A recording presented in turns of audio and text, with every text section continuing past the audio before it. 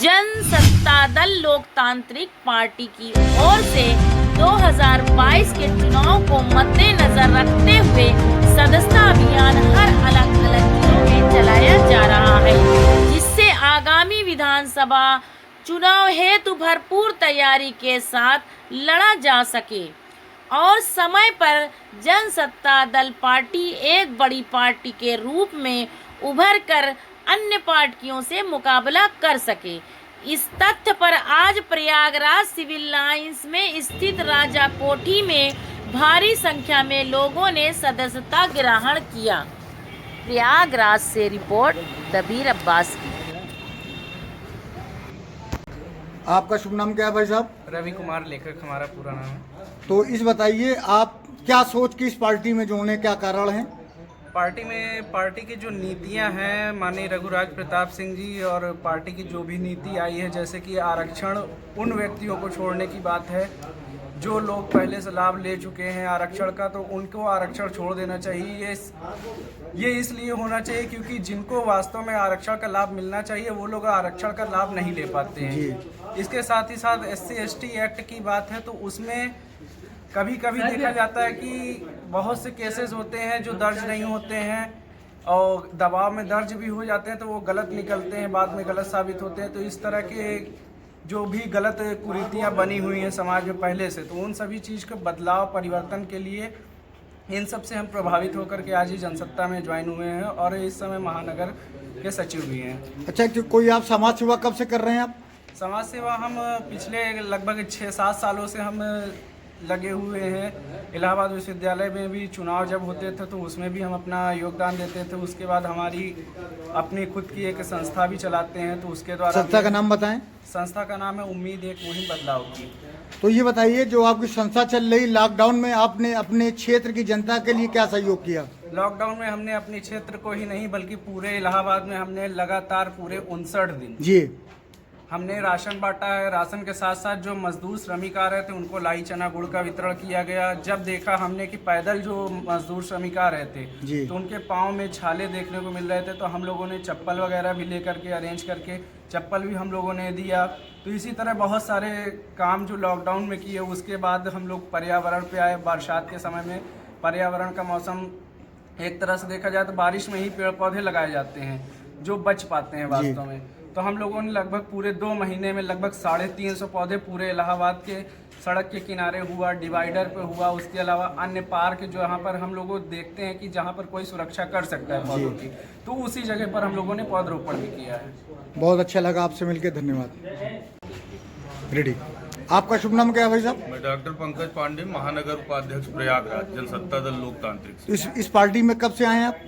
मैं जनसत्ता दल तो अपना अभी हाल में इसका गठन हुआ है। माननीय राजा भैया जी हमारे राष्ट्रीय अध्यक्ष हैं जी, और मैं राजा भैया यूथ ब्रिगेड का कार्य करता हूँ। इसके पहले कोई पार्टी में थे आप? मैं कभी नहीं रहा। मैं केवल माननीय राजा भैया को जानता हूँ, उन्हीं को पार्टी मानता हूँ। वही मेरे सरकार हैं, वही मेरी गवर्नमेंट है।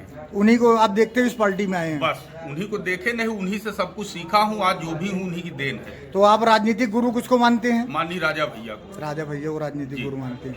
आपका शुभ नाम? डॉक्टर पंकज पांडे, महानगर से उपाध्यक्ष हैं। आपका पूरा नाम क्या है? कमल शर्मा। तो ये बताइए, आप इस पार्टी में आने क्या उद्देश्य है? पार्टी का हमारे मुख्य उद्देश्य है जो भी सैनिक हों या पुलिसकर्मी शहीद होते हैं उनको 1 करोड़ मुआवजा दिया जाए। किसी प्रकार का भेदभाव न किया जाए जो भी शहीद होते हैं देश के लिए जी। आरक्षण का जो भी लोग लाभ पा चुके हैं, लाभान्वित हो चुके हैं जी, वो अपने स्वतः से अपने उससे आरक्षण का त्याग कर दें, जिससे उन्हीं के समाज में जो आखिरी तबके के लोग हैं जी, जो आज तक नहीं उसका लाभ पाए हैं, उसका लाभ मिले उन्हें और वो भी समाज में एक अपनी मजबूत स्थिति के साथ आ जाए। नहीं, आपका उद्देश्य क्या है इस पार्टी में आने का, मैं ये पूछने जा रहा हूँ। मेरा मुख्य उद्देश्य माननीय राजा भैया जी का जो भी पार्टी का नियम है जी, उसको मैं समझा। जो SC/ST एक्ट है जी, वो 80% केस उसमें झूठे पाए जाते हैं जी।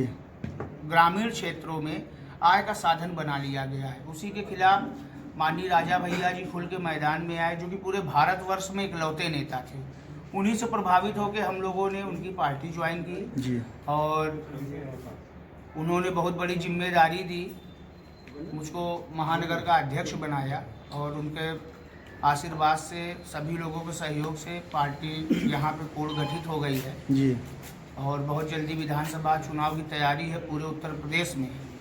और इस बार बिना जनसत्ता दल के सहयोग से उत्तर प्रदेश में सरकार बनाना नामुमकिन है।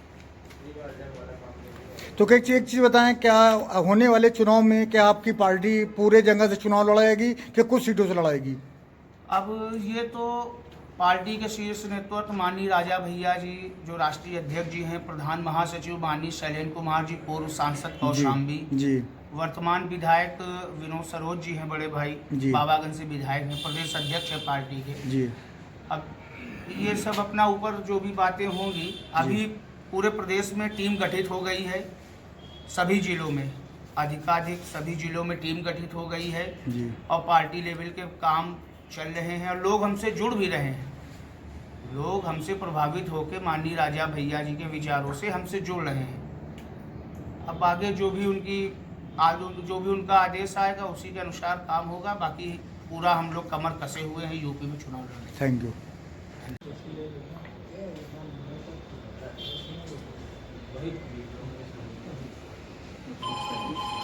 रवि कहाँ चला गया? रवि भैया तुम खड़े उधर कोने को, उसमें इधर ले आओ कुर्सी।